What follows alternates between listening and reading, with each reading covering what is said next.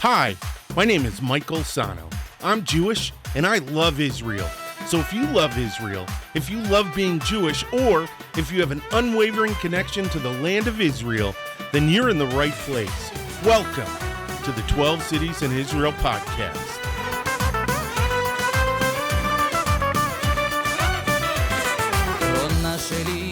Shalom, shalom, shalom. Hey, what's going on? What's going on? What's going on? My name is Michael Sahno, and welcome to the 12 Cities in Israel podcast, the only positive podcast about the people, the food, and the culture of the state of Israel.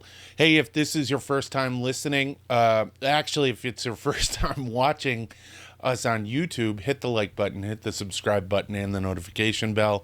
If you'd like to take us with you, you can find us on SoundCloud, iTunes, Google Play, Stitcher, TuneIn, and on Spotify. Also, I need to point out that this episode is brought to you by the 12 Cities in Israel Modern Hebrew flashcards. They're available on Amazon for Kindle, and I'll go more into that at the end of the episode. All right, we are continuing our The 12 Cities in Israel series, and that's, so basically I'm going back and I'm actually telling you about these 12 significant cities in Israel, and the last two episodes were on Beersheba. And this one is on, are you ready? Akko. Now, Akko is amazing. Akko is, wow. So I split these episodes into two parts. The first part is the history, and the second part is the modern city. I have 7 pages of notes. There is not a piece of Western, European, Middle Eastern history that does not involve the city of Akko. And I think you guys are really going to enjoy this one. Let me take a sip of coffee real quick. Peter Madeira, this is for you. Gotta have my Jacob's coffee. Hold on just one sec. Oh, another sip. Hold on. All right. I'm going to be hitting that probably a couple of times because this is going to be a lot of talking. So, Akko is a city found in the coastal plain region of the northern district of Israel. It sits it sits to the north of Haifa Bay, right on the coast of the Mediterranean, and it has been an important location due to it being seated along the region's coastal road, which goes, honestly, historically, it goes all the way up from Damascus down to Gaza and into Egypt, as well as leading southeast into the fertile Jezreel Valley. Now, there has been continuous, so settlement in Akko goes all the way back to, are you ready for this? The Bronze Age. Bum, bum, bum. It goes way, way back. And the Bronze Age is broken into a couple of different sections. So you have the early Bronze Age, which is about 3000 BC. There were people living there. But it's hilarious. I'm going to say that's a temporary settlement. It was only a couple of decades, centuries.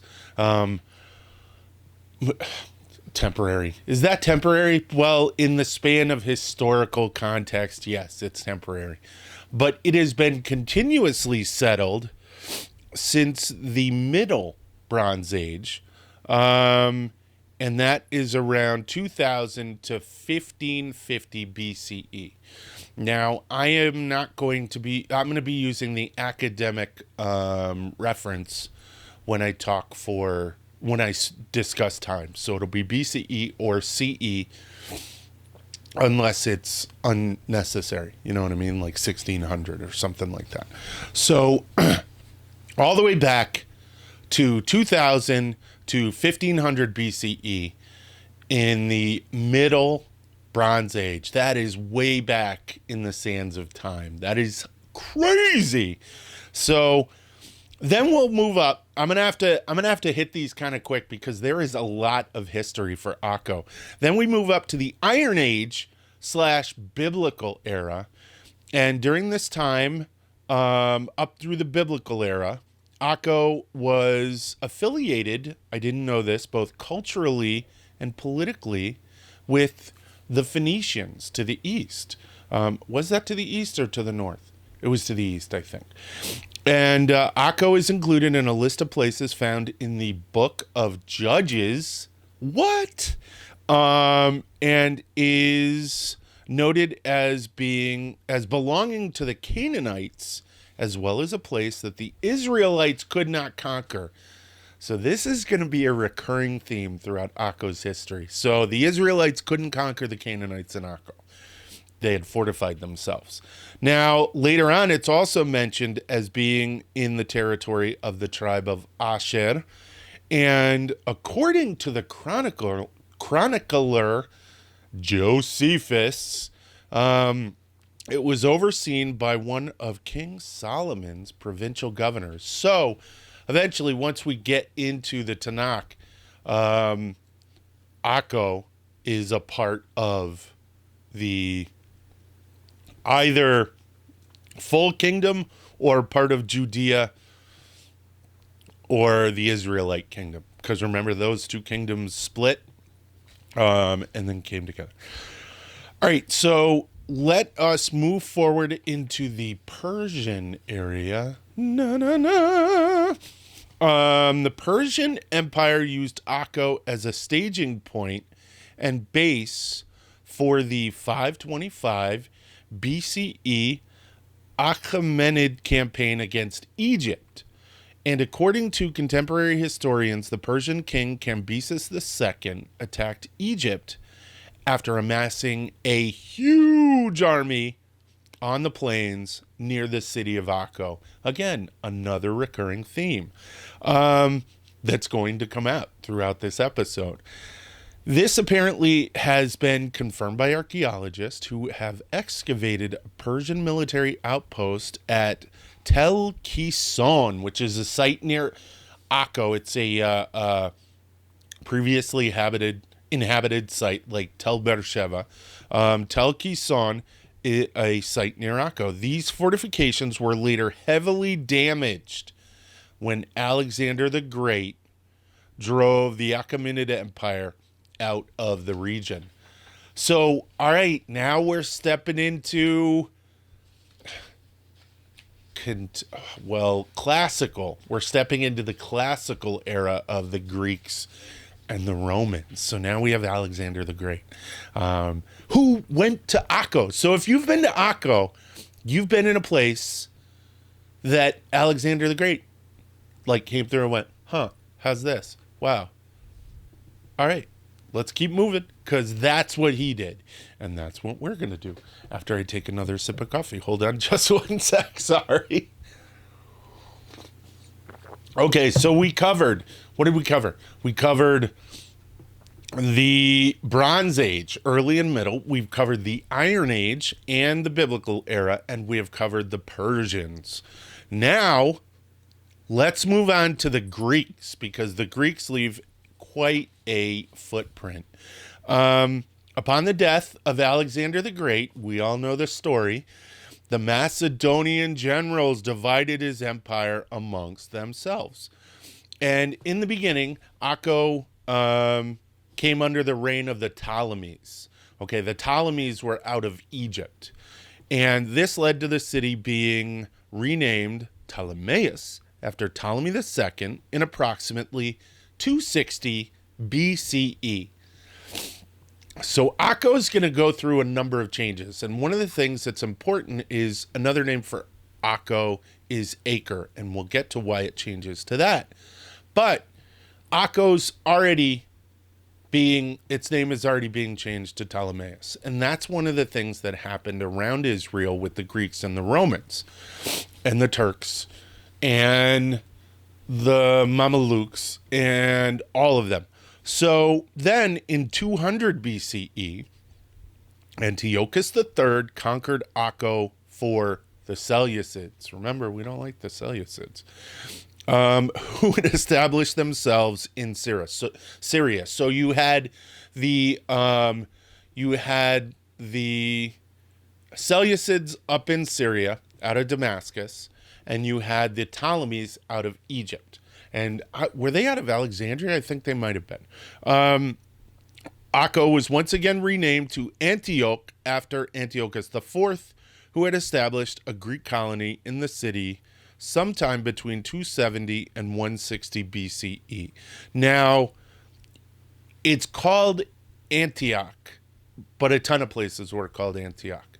And this one, I found this out, it was delineated by a second name. So it was called, this is so weird, Antioch Ptolemies. So Ptolemy called it Ptolemies.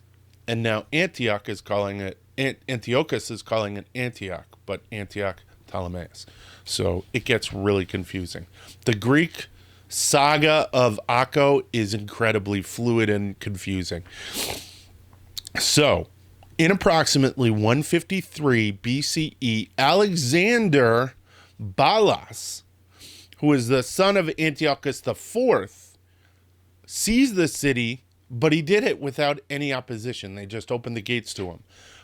This occurred as a power struggle was being waged for the Seleucid Empire. For the Seleucid throne between Alexander Balas and his rival Demetrius. Now, during this time, the Maccabees were waging their war against the Seleucids, and Demetrius was doing some sneaky stuff with the Maccabees that eventually wound up souring, because, you know, it's the Seleucids. What are you going to do?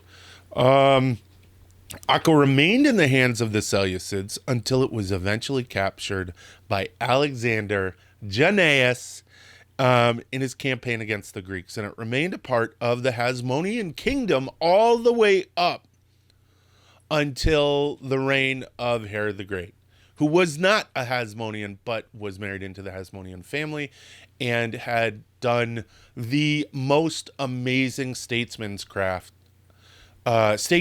in order to align himself to always come up on top. So he came up on top with the Romans, or with the Greeks, and then with the Romans. This guy had like 9 lives. So now we're into Herod the Great. So now we roll into the Roman era. And under Roman Emperor Claudius, who reigned from 41 to 54 Common Era CE, Akko became a Roman colony, or colonia. And Roman control of Akko would then last for the next 600 years. During the span of time, Rome increased the size of the city's historic port so that it basically could support the large influx of military and trade vessels that were coming in and out of the port. Akko was a very, very huge, important port on the Eastern Mediterranean.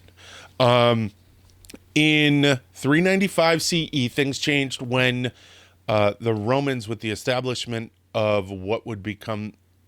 it changed because there was a split in the Roman Empire, and this resulted in the establishment of the Byzantine Empire, and Akko fell under, at that point, Byzantine rule. I know that I'm paraphrasing it and I'm condensing it. That I'm doing that for a very specific reason, not to cheat or cut corners, but because there is a lot of history. I don't even think I'm halfway through it yet. I might be. And so it went from being a Roman colony to being a Byzantine colony. But for all intents and purposes, culturally, it remained the same. So there weren't that many differences. Another sip of coffee as we move into the early Islamic era of Akko. Dun, dun, dun. Oh, it's good stuff. Best coffee ever. Sound effects are probably a little creepy, but whatever. Move on. Okay, so in 638 CE, Akko came under, and I'm going to have to read these names, came under the rule of the Rashidun Caliphate, the first of the four main caliphates, following their success over the Byzantines at the Battle of Yarmouk to the east. So the Yarmouk is a river, and there was this enormous battle, and basically what happened was they won. They beat the Byzantines, and this allowed them to maintain control of the area. The Byzantines withdrew, and the subsequent Arab conquest of the 7th century brought an influx of activity to Akko, and it soon became the main port of the region, all the way up until the Umayyad and Abbasid caliphates. So that's your second and your third caliphate. So that's pretty crazy. So Akko, again, everyone saw the importance of Akko. Akko was the gateway to the Levant, was the gateway. And one of the important things is it is also the land bridge between three major continents, Europe, Asia, and Africa. So Akko was the main port to get troops there quickly because it was the stopgap between invading armies. During the Umayyad Caliphate, which came after which was the second caliphate, Akko's fortifications were strengthened and improved due to Umayyads' regarding of the coastal towns of the Levant as being incredibly strategically important. And during this time, Persians from Muslim Syria were resettled into the city. So you had a big influx of Persian Muslims from you're going to see this a lot in Muslim history over these four reigns all the way up until the Ottoman Empire, where its borders are not a concept. People would work in Damascus and then move to Akko and then move to Cairo and then back and forth all over the place. It became one of the region's most important dockyards and naval bases for the Umayyad Empire and continued to have strategic naval importance on through into the reign of the Abbasid Empire, who greatly increased its size and population as well. And this, of course, is where we step into the first Crusader kingdom of Jerusalem. And this was I said 7th century was when the Islamic era started. 638 CE was when it started, all the way up until 1104, because from 1104 to 1187 is the first Crusader kingdom of Jerusalem. And following 4 years of continuous sieging by King Baldwin I of Jerusalem, that was his title. He was from Europe, though, but he was King Baldwin I of Jerusalem. Akko eventually fell in 1104, and the Crusaders then established Akko as their main port in what was now the Kingdom of Jerusalem. This allowed them to have a foothold in the region, giving them access to both resupply and trade so that they can continue their conquests of the Holy Land.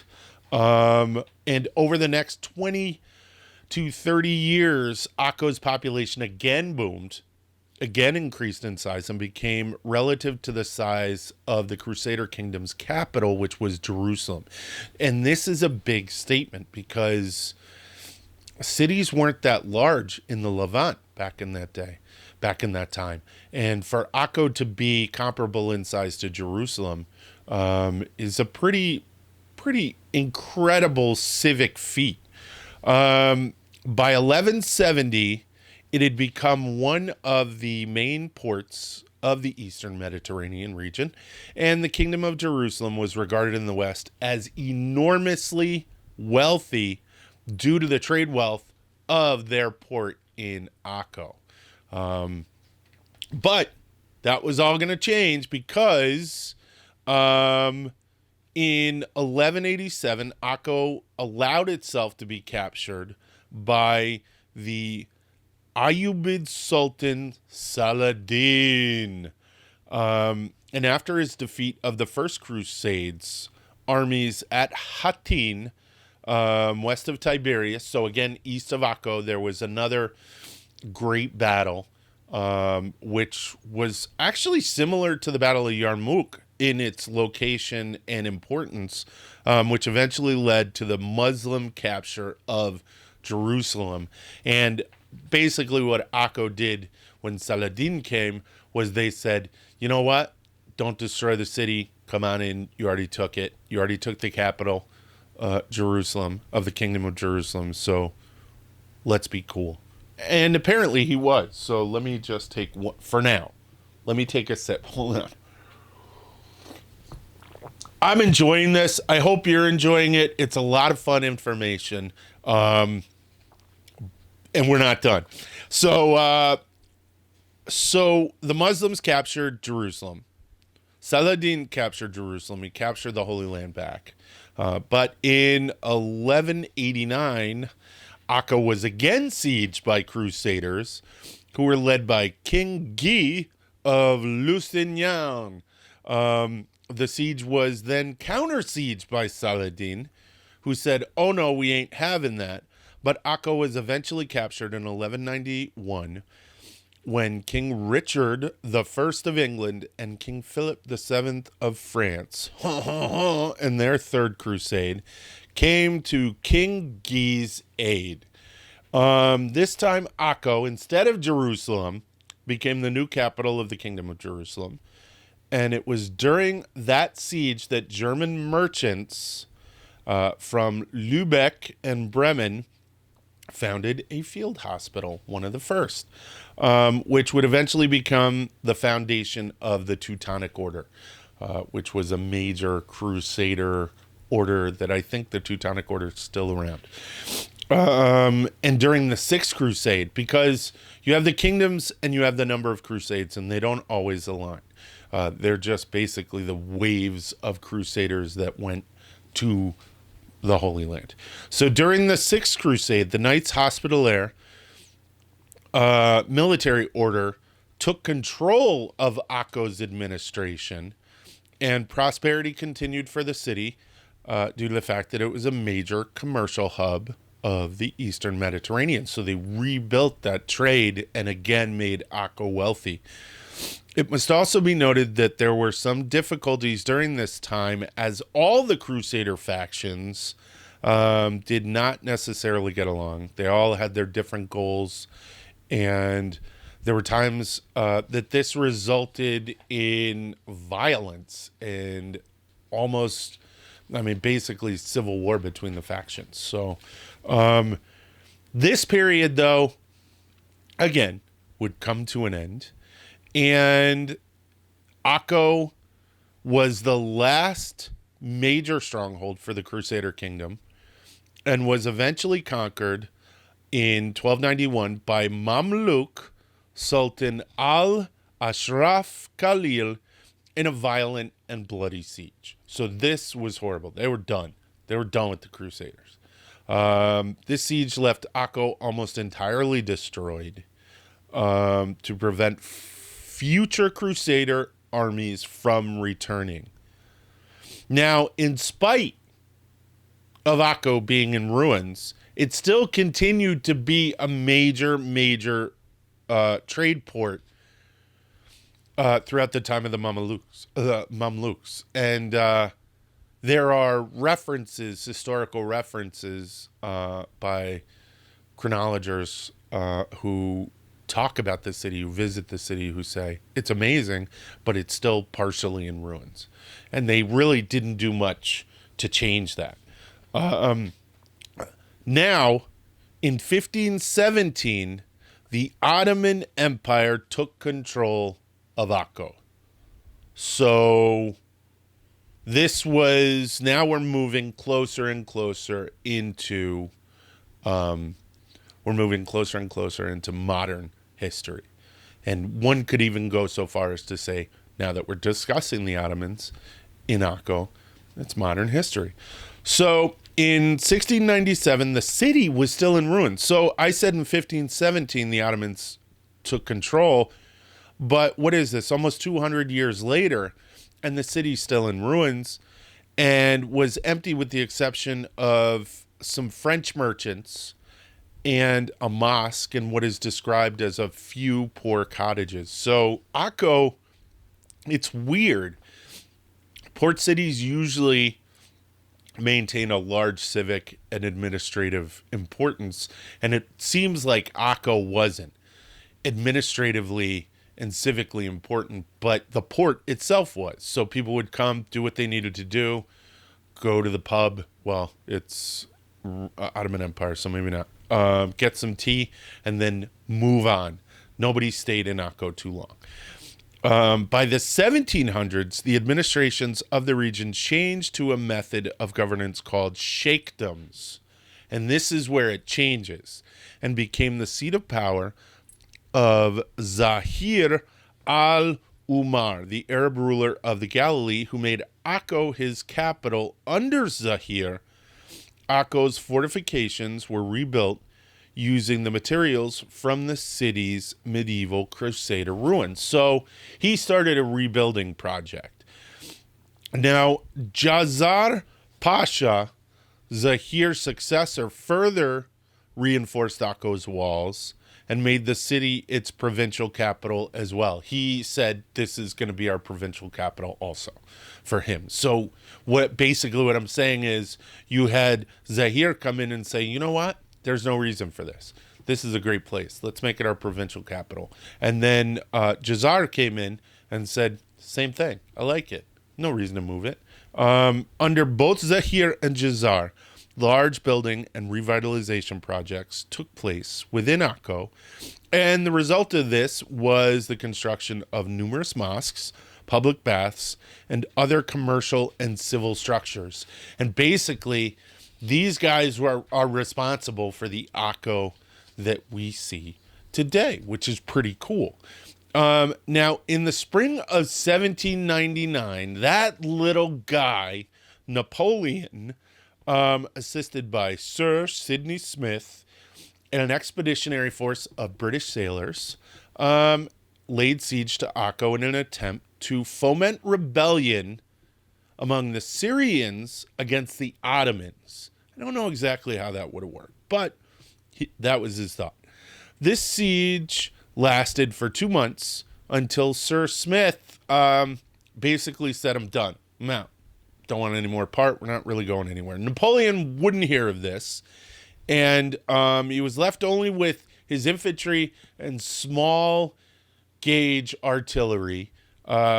He attacked Akko and this is kind of hilarious. He attacked on the 20th of March, 1799, but he was repulsed by Ottoman forces and left the following day. So Napoleon, come on, man. Everyone else has got to go to Akko, so I guess he had to go too, right? Following this battle, Akko remained relatively calm until 1831, when Ibrahim Pasha of Egypt, in his uprising and subsequent campaign against the Ottomans, because he wanted an Egyptian kingdom separate from the Ottoman Empire. I'm paraphrasing, but basically that's what he wanted. He attacked and conquered the city, leaving it again in ruins. Nobody likes Akko. Everyone loves Akko, but has a problem with it and needs to destroy it. Now again, Akko was besieged in November of 1840 by the British, the Austrians, and the French during what was called the Oriental Crisis of 1840, which occurred during the Egyptian-Ottoman War of 1839 to 1841. Following this war, Akko was then restored to Ottoman sovereignty, and it was rebuilt. All of the structures that were destroyed were rebuilt. So, as I said, the Ottoman Akko today is the Akko of the Ottoman Empire that was built by the Ottomans. So there's remnants of the Crusaders, there's remnants of all kinds of things, but the structures itself date basically to the Ottoman Empire.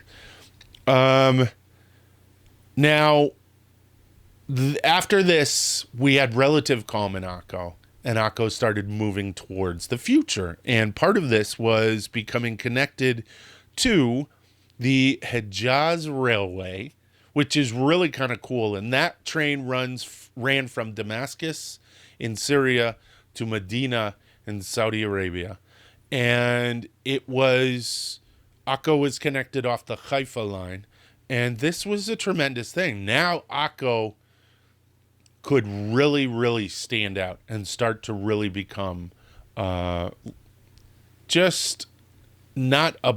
It's weird because Akko was never a blip on the map, but it always was treated as just a port and not a cultural center. And I think that the establishment of the railway brought more prestige to the city. Because the Ottomans never really put that much into it. They were never really that whole area south of Lebanon. They never really put that much into it, that much importance into it.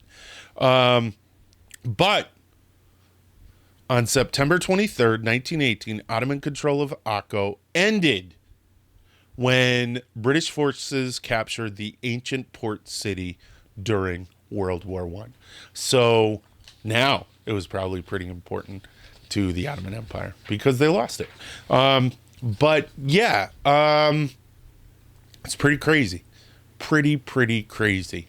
What an incredible, tumultuous, violent history. That is, wow.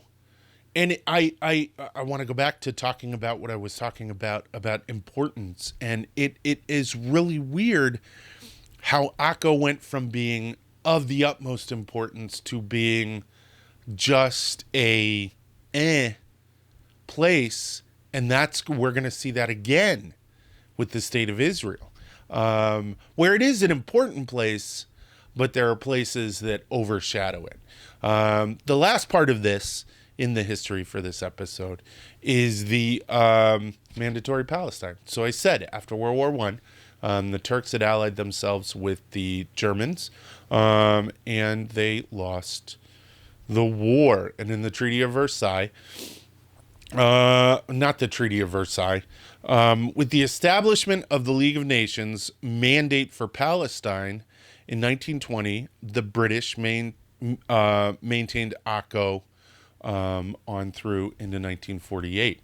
So after World War I, mandates were established, and these mandates were established with the intention of the indigenous people of the region to self-determine and to make countries of their own. And one of those places was Mandatory Palestine. And it was given under conservatorship to Great Britain. Now, according to a 1922 census of Palestine conducted by the British, Akko had 6,420 residents. 4,833 of these were Muslims, 1,344 were Christians, 102 were Baha'i, 78 of them were Jews, and 13 were Druze. By 1931, the census counted 7,897 people, so that is an increase of about 1,500, with 6,076 Muslims, 1,523 Christians, 237 Jews, and 53 Baha'i, and 10 Druze. Now, that's an increase. That's about 150% increase in Jews moving to Akko, or being in Akko. By 1945, Akko's population had again grown and now had 12,360 residents, with 9,890 Muslims, 2,330 Christians, and 90 classified as other, with the Jewish population dropping to 50. Now, I'm going to explain why this happened. There was a lot of tumultuous stuff going on between the Arabs and the Jews in the region. But before I get to that, during the Mandate, the British converted Akko's fort into a jail. This jail became home to several members of the Jewish underground who fought against the British Mandate's forces. Among those incarcerated there were Ze'ev Jabotinsky, Shlomo ben Yosef, and Dov Gruner. The prison was also the location where the British executed both Shlomo ben Yosef and Dov Gruner. Eventually, all of the 27 Irgun and Lehi prisoners, as well as over 200 inmates, were freed, and this happened on May 4th, 1947, when the Irgun staged the Akko prison break.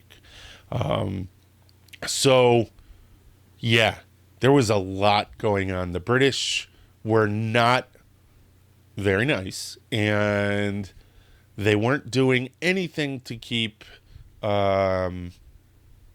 different disparate groups from blowing each other to kingdom come. And this resulted in the Jewish underground designating the British as an enemy and fighting against them.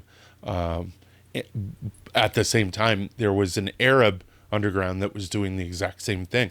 In 1947, the United Nations then outlined their partition plan for Palestine, and in it, Akko was originally to be designated as part of a future Arab state.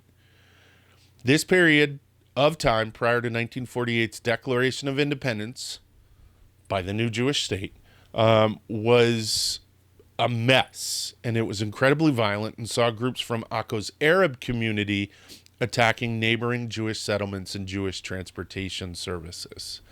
The most horrific of these being a massacre that occurred in March 1948 when 42 Jews were killed during an attack on a convoy north of Akko. And in another attack, also in March, 4 Jewish electricity company employees and their security force of 5 British soldiers were attacked while traveling out to repair damaged power lines. So this is where I'm going to end it for our next story, which it starts with the independence of the Jewish state, the establishment of the State of Israel. And I'll tell you that quick story, and then about the modern city of Akko. But yeah, there you go. That is the city of Akko. I hope it was fun. I know it was long, but there is so much history about the city of Akko, and it is such a fascinating, fabulous place that has seen its ups and downs throughout the centuries, the millennia. So, so I hope you liked it, and stay tuned for the part 2. All right, that's it. Hey, if you like this video, hit the like buddy. Hey, buddy, hit the like button and the subscribe button and the notification bell so you get all the brand new episodes as they come out. If you'd like to take us with you, you can find us on SoundCloud, iTunes, Google Play, Stitcher, TuneIn, and on Spotify. Also, as I said in the beginning, this episode is sponsored by the 12 Cities in Israel Modern Hebrew flashcards. We have them on Amazon for Kindle. Right now, the first set's available. It is the Aleph Bet in both print and script. It's all in one. It's $9.95. If you have Kindle Unlimited, it's free. Our next one's coming out in the next couple of weeks, and that is Numbers in Hebrew, and that's going to be really awesome. It's got all the numbers. It's got ordinal numbers, first, second, third. It's got cardinal numbers, and it's going to give you a little bit of an idea on how to generate numbers by Ivrit in Hebrew, and it's going to be a lot of fun. I hope you enjoy it if you get it. And I encourage you to get it. So, all right, that's it. Toda raba. Lihyot ve yalla bye.